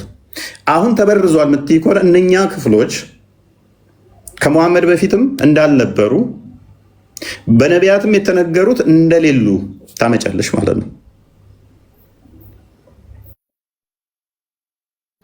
ማስረጃ ታመጫለሽ። ማስረጃ አንቺ ሚዩት አታድርጉኝ ሳወራ ግን አለማስረጃ ተረተረ ከሆነ ሚት አይደለም ከስርቶኛለሽ ነው አይደለም። እኔ የገባሁበት መጀመሪያ አስተዋወርበት በነበረው በአላህ ፊት በሚለው ነበረ። ኦኬ በአላህ ፊት በሚለው አስተዋወርበት ነበረ ርዕስ ነበር የገባሁት እና ኢየሱስ ክርስቶስ ሙሳን ማለትም እግዚአብሔር ሙሴን ጠርቶት ፊቴን አታይም ጀርባዬን ግን ታያለህ ሲለው እግዚአብሔር ፊት አለው የለውም? ለምንድን ነው ጀርባውን የሚያሳየው? ለምንድን ፊት የማያየው? ማለት ነው ፊቱ እግዚአብሔር። ስለዚህ ከኛ ጋር እያመሳሰልሽ ነው። ኦኬ አይደለም፣ እንደዛ ለማለት ፈልጎ አይደለም የሚል ከአንተ ትርጉም አይደለም የምፈልገው። ገብቷል አይደለም? እግዚአብሔር ራሱ ፊት ሌላ ነገር ለመግለጽ ነው የሚል ብሎ የተናገረበት ማስረጃ ስጠኝ። ወይ ደግሞ እግሬ ሲል ወይ ደግሞ ጸጉሬ ሲል ወይ ደግሞ አይኔ እጄ ሲል ብዙ ቦታ ላይ ያለ መጽሐፍ ቅዱስ ላይ እና እንደዛ ምለው አይን እግር ለመግለጽ አይደለም ሌላ ነው ወይም ምሳሌ ነው ያለበትን እስኪ ማስረጃ ስጠኝ። መልካም። ደጋግሞ መጽሐፍ ቅዱስ በምሳሌ እንደሚናገር ይናገራል። አንቺም የጠቀሽው ዘጸአት ምዕራፍ 33 ላይ የሚገኘው በመቃብር ውስጥ እንደሚሆን ውጪ እዛው ላይ እኮ ያስቀምጥልሻል። በዋሻ ውስጥ ትሆናለህ ጀርባዬን እንጂ ፊቴን አታይም ሲል በመለኮታዊ ክብሬ አታየኝም ነው። ውጪ ጀርባዬን ታያለህ ማለት ማን ነው እንደዛ ያለው? አዳምጪ ቆይ። እግዚአብሔር እንደዛ ብሏል ወይስ አንተ ተጠቅሞ? ተረጋጊ ቆይ አዳምጪ። ያ ማለት ምን ማለት ነው? በኋላ ታየኛለህ ነው። በስጋ እገለጣለሁ፣ በስጋ ስገለጥ ታየኛለህ። ጀርባ ማለት ኋላ ማለት ነው። ፕሊስ ተረጋጊ። እግዚአብሔር እንደዛ ነው። ሴጣን አይሽናብሽ ጆሮች ላይ። በስጋ መጥቶ እኮ ተገለጠ፣ ክንድህን ላክ ተገለጠልን ሲሉት ነበር አይደለም? ጀርባ ታያለህ ማለት አሁን አታየኝም፣ በኋላ ታያለህ፣ ኋላ ማለት ነው ጀርባ ማለት።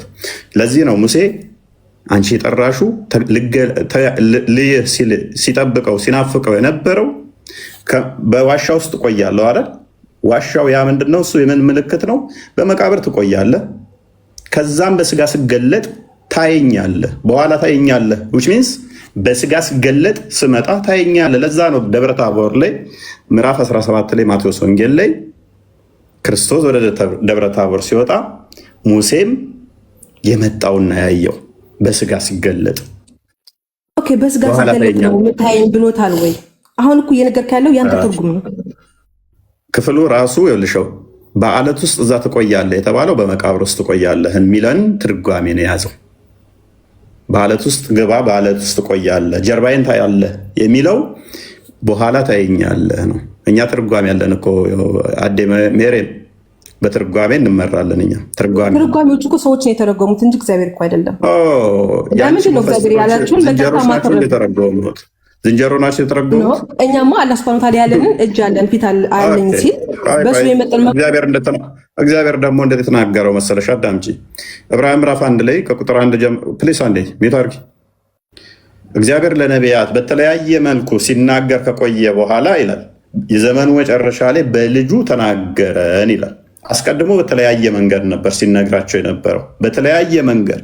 መጨረሻ ላይ ግን በማን ነገረን ይላል? በልጁ።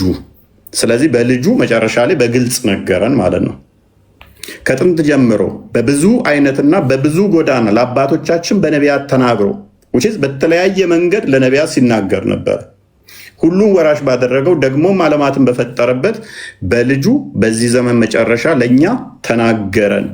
እርሱ የክብሩ መንጸባረቅ እና የባህሪው ምሳሌ ሆኖ ሁሉም በስልጣኑ ቃል እየደገፈ ኃጢአታችንን በራሱ ካነጻ በኋላ በሰማያት ግርማው በቀኝ ተቀመጠ ይላል። ስለዚህ ሁሉ ወራሽ ባደረገው አስቀድሞ በነቢያት በተለያየ መንገድ ነበር ሲናገር የነበረው እግዚአብሔር። መጨረሻ ግን በልጁ ነው የተናገረን፣ በልጁ ነው ሁሉን የገለጸልን ማለት ነው። ለዛ ነው እግዚአብሔር ማንም ኢየሱስ ክርስቶስ አድርገዋል ብላችሁ ታብላላችሁ አይደለም? አዳምጪ፣ ቆይ ሽፍት አታድርጊ፣ ቆይ። ለዚህ ነው ዮሐንስ ወንጌል ምዕራፍ 1 ቁጥር 18 ላይም እግዚአብሔር ማንም ያየ ፕሊስ ተረጋጊ፣ ቆይ መጽሐፍ ቅዱስ እኮ ነው እኛም እያወራን ያለ ነው። እኛ መጽሐፍ ቅዱስን በመጽሐፍ መፈሰር እንችላለን። አይዞሽ፣ ፓኒክ አታድርጊ። ስለዚህ አላየውም ካሉ ለምንድን ነው ታዲያ እዛ ጋ ያለው የሚለውን እየፈታሁልሽ ስለሆነ መቼም ቢሆን እግዚአብሔርን ያየው አንድ ስንኳ የለም። ማንም እግዚአብሔርን ሊያየው ስለማይችል በአባቱ እቅፍ ያለ አንድ ልጁ እርሱን ተረከው። ስለዚህ ሙሴ ሲጠይቀው የነበረውን እንዴት ነው የተረከው? እንዴት ነው ያየው ሙሴ? ማቴዎስ ወንጌል ምዕራፍ 17 ላይ በዋሻ ውስጥ ቆይ የተባለው በኋላ ታየኛለህ ብሎ እዛው የነገረው ማቴዎስ ወንጌል ምዕራፍ 17 ቁጥር 5 ላይ ቁጥር 5 አካባቢ ጀምሮ ከቁጥር 4 ጀምሮ አይ ቲንክ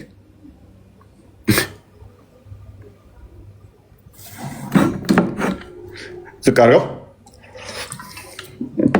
እርሱም ገና ሲናገር ነው ብሩህ ደመና ጋረዳቸው፣ እነሆም ከደመናው ለእርሱ ደስ የሚለኝ ዝቅ አድርገው ቁጥር 3 ጀምሮ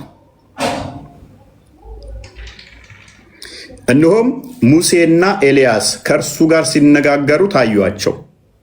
ክርስቶስ በስጋ ሲመጣ በኋላ ታየኛለህ ያለው በኋላ እንዲያየው ጴጥሮስም መልሶ ኢየሱስን ጌታ ሆይ በዚህ ምናምን አለው። ከዛ ዝቅ አድርገው ቁጥር 5 ላይ እርሱም ገና ሲናገር ነው ብሩህ ደመና ጋረዳቸው፣ እነሆም ከደመናው በእርሱ ደስ የሚለኝ የምወደው ልጄ ይህ ነው እርሱን ስሙት የሚል ድምፅ መጣ። ስለዚህ በልጁ ተገለጠ ማለት ነው ለሙሴም። ቅድም እግዚአብሔርን ያየው የለም እያልክ ነበረ። ራእይ ላይ እግዚአብሔርን ያየው የለም፣ ራእይ ላይ አልታየም። ጸጉሩ እንደ ጥጥ ነጭ የሆነ ጸጉር ምናምን ብሎ የሚናገር ጥቅስ የለም። በባህሪያዊ መለኮቱ ማንም ያየው የለም። እሱ መገለጥ ይባላል። እህታችን መገለጥ ይባላል። በመገለጥ የተለያየ ላይ ለምሳሌ ኢሳያስ ምዕራፍ 6 ላይ ኢሳያስ ምዕራፍ 66 ላይ የተለያየ ቦታ ላይ አስቀድሞ በስጋ እንደሚመጣ ክርስቶስ እኮ አይተዋል እኮ ክብሩን አየ ይለዋል እኮ እዛው ቁጥር 14 ላይ ስትመለከት ዮሐንስ ወንጌል ምዕራፍ 1 ላይ አንድ ልጁ ከአባቱ ያለውን ክብር እንዳየን አየ ይላል አለ። ስለዚህ አስቀድመው ነቢያቶች በትንቢት ሲመለከቱት ነበረ። ክርስቶስን በስጋ እንደሚመጣም ሲያዩ ነበረ። በቀጥታ እያየው አይደለም እያልከኝ ነው። ጸጉሩ እንደ ጥጥ የነጻ ምናምን እያለ እየገለጠ አላየውም ማለት እንዴት? ተረጋጊ። ቆይ ትንቢተ ዳንኤል ምዕራፍ 7 ላይ ጸጉሩ ነጭ እሱ ምንድነው? እሱ ዘመን አይቆጠርለትም በዘመናት ያሸመገለ የሚለውን እንትን ለማለት ነው።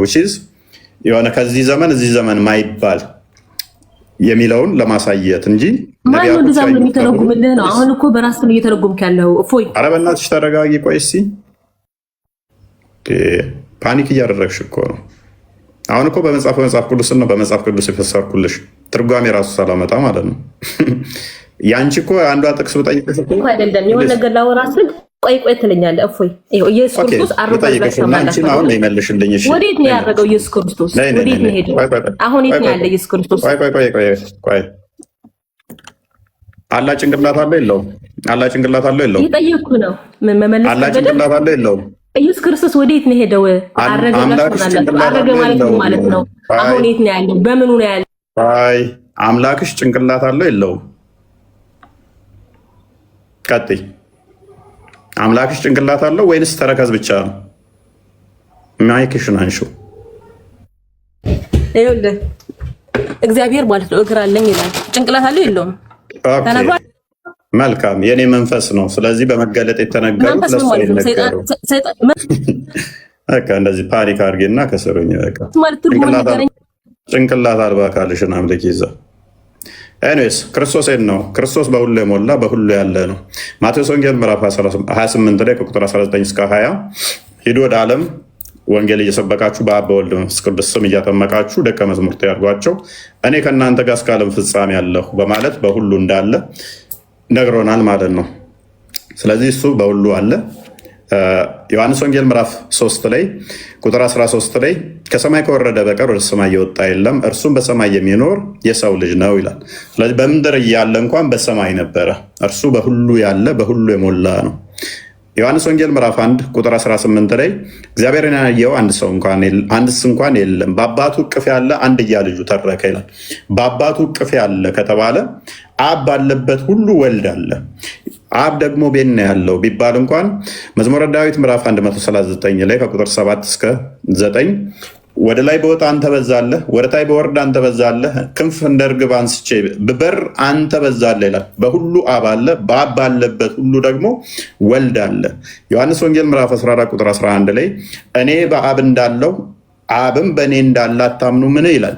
ስለዚህ አብ ባለበት ሁሉ ወልድ አለ፣ ወልድ ባለበት ሁሉ አብ አለ ማለት ነው። አንዱ በአንዱ ህልው ስለሆኑ ስለዚህ የእኛ እንደናንተ የሆነ የተገደበ ጭንቅላት አልባ አካል ስለማናመልክ ጭንቅላታችሁን ለመጠቀም ሞክሩ።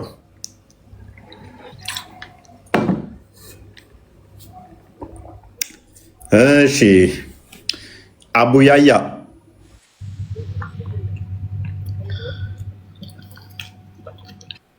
ወይ ሰላም ነው አለን። መልካም ያላ ፊቴን ያለው ብለህ ነው የምታምነው?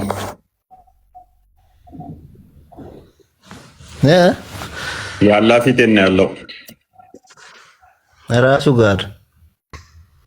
ጋር የት ነው? ራሱ ጋር ጭንቅላቱ ጋር ከአርሽ በላይ ፊቱ ከአርሽ በላይ ነው የሚል ማስረጃ አለህ? ፊቱ አይደለም እሱ ከአርሽ በላይ ነው። እኔ ፊቱን ነው የጠየቅኩት። ለምን ነጣጥለህ ትጠይቃለህ አንተ? ተገጣጥሞ ነው ያለው?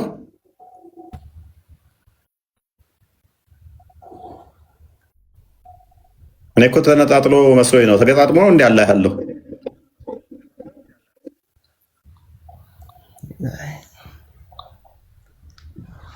ወደ ነጥብ ግባ እስኪ። ይሄን ኧረ ሾክ ዶኛለሁ። አላህ ተገጣጥሞ ነው ያለው ወይንስ ተነጣጥሎ ነው ያለው? አላህ አንድ ነው፣ እንደናንተ ሶስት አይደለም። አሃ ተገጣጥሞ ነው ያለው? አንድ ነው እሱ። ምኑ ነው አንድ? እግሩ ነው እጁ? አንድ ነው እሱ። ሶስት አይደለም፣ ሁለት አይደለም። ምኑ ነው አንድ? በሁሉ ነገር አንድ ነው። በመፍጠር አሃ እጁ አንድ ነው? የለም እጁ አንድ ነው ወይ? እጁ አንድ ነው ማለት ለአላህ ሁለት እጅ ነው ያለው? አንድ ነው በሁሉ ነገር ብለህ ነበር እኮ። ታዲያ ለምንድን ነው ሁለት ነው የምትለኝ? አሁን ደግሞ መልሰህ ይሄ የህፃን ልጅ ጥያቄ እየጠየክ እኮ የህፃን ጥያቄ መልሰው እስኪ መልሰው። ምንም ማይረባ ጥያቄ ነው እየጠየክ ያለው። መልሰው አይደለህም አንተ። እንደ ዓለም ሙስሊሞች አይመልሱትም ይሄን ጥያቄ። ኧረ እባክህ ምን ማለት ነው? አንተ አይደለህም ከሰላት ፊት ለፊት አላህ ፊት ለፊት አለ ከፋርጌ ማለት ነው። አንተ ከመለስከው ይሄንን ጥያቄ ከመለስከው እዚሁ ፊት አካውንቴን አቃጥዬ ንጽጽር አቆማለሁ። አንተ እኮ ስለ አምላክ ስትጠይቅ ልክ ራስህ እንደምዘባርቀው ሁሉም እንዲዘባርቅልህ ነው የምፈልገው። መልሰው አምላክህ ይሄን አካላቱን ስንት እንደሆነ እንዴት ስንት ብለህ እንደምቆጥር ያስረዳል። አላህ አንድ ነው፣ አላየነውም። ምኑ ነው አንድ? ምኑ ነው አንድ? በሁሉ ነገሩ አንድ ነው። በአካሉ እጁ አንድ ነው። እጁ አንድ ነው። ምን ማለት ነው አሁን ይሄ? ምን ማለት ነው? ጥያቄ ነው። ይሄን ያህል ማሰብ አቅተዋል? አላቃተኝም። እንደኔ ደምረኸው ነው እጁንና እግሩን አንድ ብለህ የምቆጥረው? እኔ አንድ ስባል ሁለት እጅ ቢኖረኝም አንድ እጅ ቢኖረኝም አንድ ተብዬ እቆጠራለሁ። አላህም እንደኔው ሁለቶቹ እጆቹ እግሮቹን ባቱን ደምረህ ነው አንድ ብለህ የምቆጥረው? እንደኔ እንደ አንተ ሳይሆን ግን እንደ ራሱ አንድ ነው እሱ። ኦኬ እንደ ራሱ ከሆነ ባቱ ስንት ነው? እጁ ስንት ነው? በአካሉ እንዴት አንድ ልትለው ቻልክ? መልካም ተገጣጥሟል። አካሉ አልተገለጸም። ታዲያ ሳታውቅ ምንድን ነው እሱ አንድ ነው የምትለው? እጁ እዛ ጋ እግሩ እዛ ጋ ፊቱ እዛ ጋ ከሆነ አንድ ሊሆን አይችልም። እኔ አላልኩም ብያለሁ። እኔ አልተገለጸም አልክ እኮ። አልተገለጸም መልስ አይሆንም እኮ። አይደለም አልኩ እንዴ? አልተገለጸምና አይደለም አትለይም አንተ። አልተገለጸም ማለት መልስ አይሆንም አለኛ። ምን ማለት ነው? እሺ እጁ እዛ ጋ እግሩ እዛ ጋ ፊቱ እዛ ጋ ነው ወይስ አይደለም? አይደለም ካላልኩ አልተገለጸም ማለት ምን ማለት ነው? እውቀቱ የለኝም ማለት ነው። አንተ ስለፈጣሪ እጁ እዛ ጋ እግሩ እዛ ጋ ነው ወይስ አይደለም? ስለፈጣሪ ጠየቅ አይደለ? መልስ። አሁን አዳምጥ እንግዲህ አጭር መልስ እኮ ልመልስልህ ነው። አልተገለጸም ነው። ተረጋጋ እንዴ፣ ቆይ አንዴ ተረጋጋና ልንገርክ። ለምን መሰለክ? አናንዛዛው። አንተ ስለ አምላክ ጠየቀኝ አይደለ? ነብዩ ሰለላሁ ዐለይሂ ወሰለም የነገሩንን አምነን ተቀብለን እዚህ ጋር እነግርሃለሁ። ከዛ ውጪ ብትጠይቀኝ እንዴት መልስ ልሰጥ ይችላሉ? አንተ ስለኔ ብትጠይቀኝ እኮ ልትመልስ አትችልም።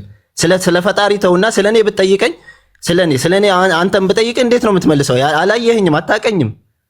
አንተን ግን እያየሁ ነው። ለምሳሌ እንደማይክ ያው ጸጉሬ ወደ ኋላ ገብተዋል፣ ፊትን ደብሮት በቃ ስለ አንተ ብዙ ነገር መናገር እችላለሁ እዚህ ጋር ስለማይክ ማለት ነው። አላህ ፊቱ ደብሮት ነው እንደ ጺም ያላበቀለው? ጺም አልባ የሆነው አላህ ፊቱ ስለሚያስጠላ ነው? ኤኒዌይስ አላህ ጺም አለው የለውም?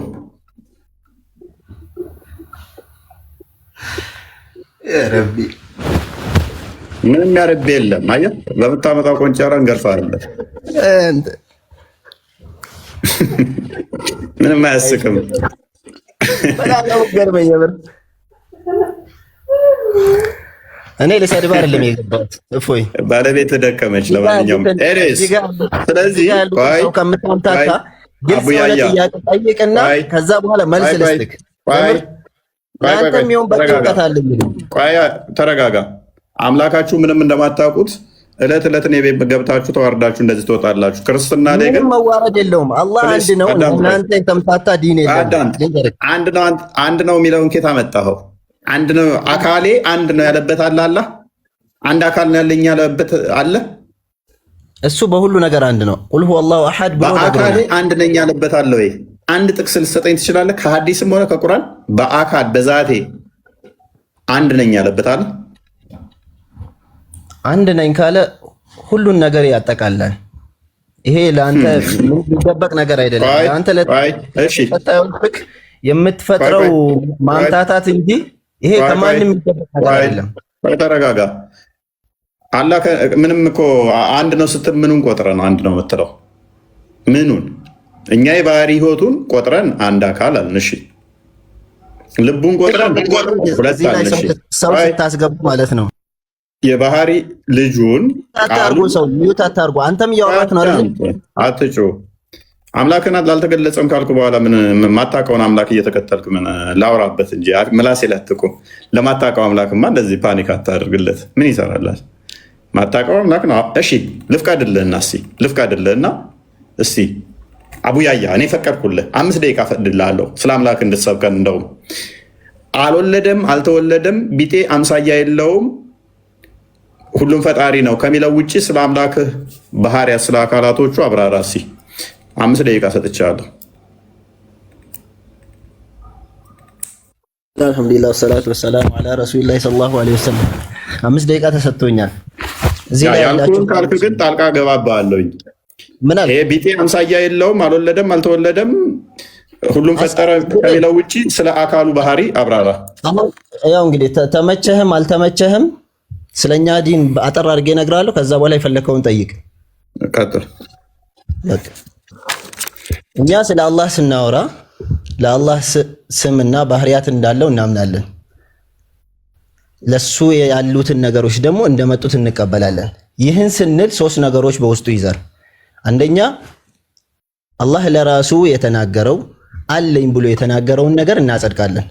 ሁለተኛ ነብዩ አለው ብሎ የተናገሩትን ወይም ደግሞ በሐዲስ ውስጥ ሰሒህ በሆኑ ሐዲሶች መጥቶ የጸደቁትን እናጸድቃለን። አንድ ይሄ ነው። በአጠቃላይ የጸደቀውን እናጸድቃለን ማለት ነው። ሁለተኛ ቁርአን ወይም ነብዩ ሰለላሁ ዐለይሂ ወሰለም በሐዲሳቸው ውስጥ ለአላህ የለውም ወይም ደግሞ አይገባውም ብለው ያብራሩትን ማንኛውንም ስምም ይሁን ባህሪ እኛም አይገባውም ብለን ከሱ ላይ እናጠፋለን ማለት ነው። ይሄ ሁለተኛው ነው። ሶስተኛ ደግሞ ያልተነገረውን አለውም የለውም ተብሎ ያልመጣውን ደግሞ ቆም ብለን እዛው እንቀራለን። ምክንያቱም ስለማናውቀው ነገር አናወራም። እንደ ምሳሌ እንውሰድ። ነብዩ ሰለላሁ ዐለይሂ ወሰለም በሐዲስ ውስጥ አላህ እግር እንዳለው ተናግረዋል። ጀሃነም ላይ እግሩን ያደርጋል። ከዚያም ጀሃነም ትተጣጠፋለች። በቃኝ በቃኝ ትላለች። خلاص ሐዲሱ እግር እንዳለው አጽድቆልናል። እኛም እናጸድቃለን። እንዴት? ለሱ እንደሚገባው። ለምን? እኔም መሳይ የለም ብሏልና ማለት ነው። አለው ስላላችሁ መመሳሰልን ግን ግዴታ የምታደርጉ ከሆነ ስለ ፈጣሪ ተውትና ስለ ፍጡር እናውራ ከተባለ የማንም እግር አይመሳሰልም። የሰው ልጅ እግር እንኳን አይመሳሰልም። አልፎ ተርፎ ደግሞ ከሌላ ፍጡር ጋር እንኳን ብናመሳሰለው ሰማይና ምድር ነው። አለቀ። ስለ ፈጣሪ ለማመሳሰል ከደፈራችሁ ይህ የናንተ የጭንቅላት ዝግመት እንጂ ሌላ ምንም ሊሆን አይችልም። ስድብ አይደለም። ከተረዳችሁ ተረዱት ብዬ የፍጡር አይመሳሰልም ማለት ችግር የለውም ማለት ነው ወንድሜ። አይመሳሰልም ማለት ችግር የለውም ማለት ነው። 5 ደቂቃ ተሰጥቶኛል። በዛው እንድትመልሰው በኋላ መጠየቅ ትችላለህ። የፍጡር ካልተመሳሰለ ከፈጣሪ ጋር ለማመሳሰል ከደፈራችሁ ይህ የእናንተ ችግር ነው ማለት ነው ባጭሩ። ሁለተኛ ላይ አላህ የለውም ተብሎ የመጡ ብዙ አይነት ነገራቶች አሉ። አላህ እንቅልፍ አይዘውም፣ አያንገላጃም፣ ለሱ ረሃብም ሆነ ሞት እንደማይነካው ብዙ አይነት ባህሪያቶች ከአላህ ላይ ዜሮ ተደርገው ተጥለዋል። እነዚህን እኛም እንደዚያው ከሱ ላይ ዞር እናደርጋለን። ስለማይመጥነው ስለማይገባው ልጅና ሚስት የለውም፣ አይመጥነውም፣ ስለማይመጥነው ስለማያስፈልገው ሚስት ስለሌለው የተባለው ውሸት ነው። በማርያም ምዕራፍ ውስጥ በራሱ ወማ የንበጊ ሊረሕማን አን የተኺዘ ወለደን ይላል። ለጌታ ለአላህ ልጅን መያዝ አይገባውም ይላል። ሚስት ስለሌለው አይደለም፣ ውሸት ነው። ይሄን ያዙልኝ። ሶስተኛ ላይ ይሄ ነው አለውም የለውም ያልተባለን ነገር አንዘላብድም። ለምሳሌ አልጨረስኩም፣ 5 ደቂቃ የገና ነው። ጨረስክ? ኖ ታገስኩኝ። መታገስ አያስፈልግም። 5 ደቂቃ የሰጠኝ አንተ ነህ እኮ። ሶስተኛዋ አጭር ናት። የለውም አለውም የተባለውን ነገር ባጭሩ ማለት ነው። ጆሮ ለምሳሌ አላህ ይሰማልን ብለን እናምናለን፣ ግን ጆሮ አለው ወይ የለውም ብለህ ብትጠይቀኝ አልተገለጸም። ምንም አናፍርበትም። ምክንያቱም ስለማናውቀው ነገር ስለ አላህ ያው ስለ ሰው ልጅ እንኳን ማውራት እኮ ነውር ነው። እንዴት ነው ስለ ፈጣሪ ደፍራችሁ የምታወሩት? እኛንስ እንድናወራ የምትጠብቁት? خلاص አልተገለጸም፣ አናፍርበትም። ይህ ነው የኛ ዲን። ከተቀበላችሁ ተቀበሉ፣ ካልተቀበላችሁ ደግሞ አላህ ይምራችሁ። ይህ ነው። ውልቅ ብሎ ሄደ አልተገለጸም ብሎ ይመች። ኤኒዌይስ ዘሆል እናፍርስበት። በደንብ አስተውሉ። ፐርሚሴንስ በመጀመሪያ ምን ብዬ ነግሬዋለሁ? ያልወለደም አልተወለደም አምሳያ የለውም ከሚለው ውጪ ውጣና ስለ አላህ አካላት ባህሪ ነበር አውራ ያልኩት። 80-90% የገደለው ምን በሚል ነው? አይመስልም በሚል ነው የገደለው። የኔ አስቀድሜ ስነግረው ግን ምን ብዬ ነው? አምሳያ ቢጤ የለውም የሚለውን ተውና አልወለደም አልተወለደም የሚለውን ተውና ስለ አላህ አካላቱ ባህሪ አውራ ነበረ ያልኩት። አስተውላችኋል? ደቂቃውን አብዛኛውን የገደለው አምሳያ የለውም በሚል ነው። እግር አለው አይመስልም የኛን ዘገምት ናቸው አለው እንጂ መጨረሻ ላይ እኮ የሰው እግር ራሱ አይመሳሰልም እንደዚህ ካላችሁ ዘገምት ናችሁ ማለት ነው እያለ የራሱ እያመሳሰለ አይመስልም በሚል ነበር ሰዓቱን የገደለው። እኔ ግን ገና ስሰጠው ደቂቃውን ብዬ ነው ይህ አይመስልም ይመስላል የሚለውን ተውና ስለ አላህ ራሱ አውራ ሲ ነበር። ከዚህ ውጭ መውጣት ስለማይችሉ ስለማቅ። ሁለተኛ አልወልድም አልተወለደም እሱ ጥያቄ አይደለም ብዬው ነበር።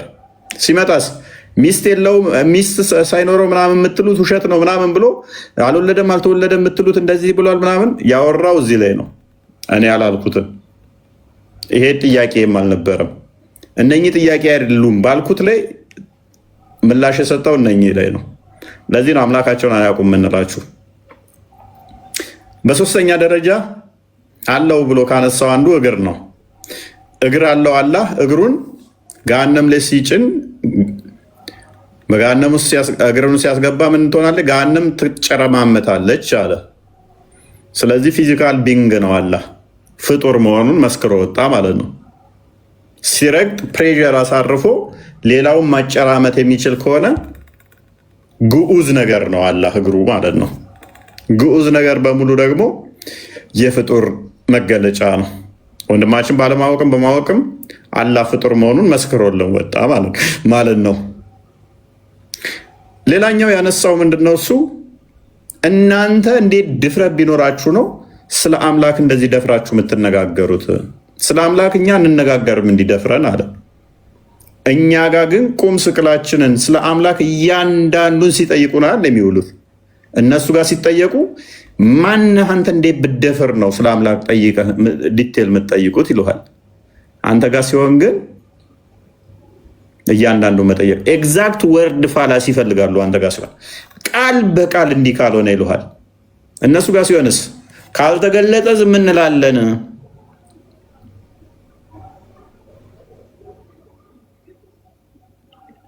አምላኩ ምንድነው? እግርና እጅን የተገለጠለት የነቢያት አስተምሮ ነው ይላል። ነቢያችን የነገረንን እንቀበላለን ይላል። ከዛ የነቢያት አስተምሮ ነው የምከተለው ይላል።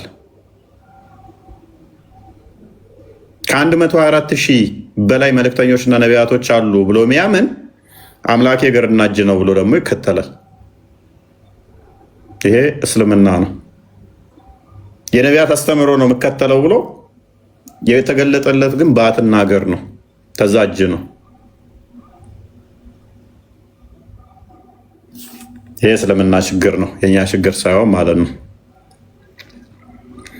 እና እንደዚህ አይነት ግራ የተጋባ ሃይማኖት በዘራችሁ ማያደርስ።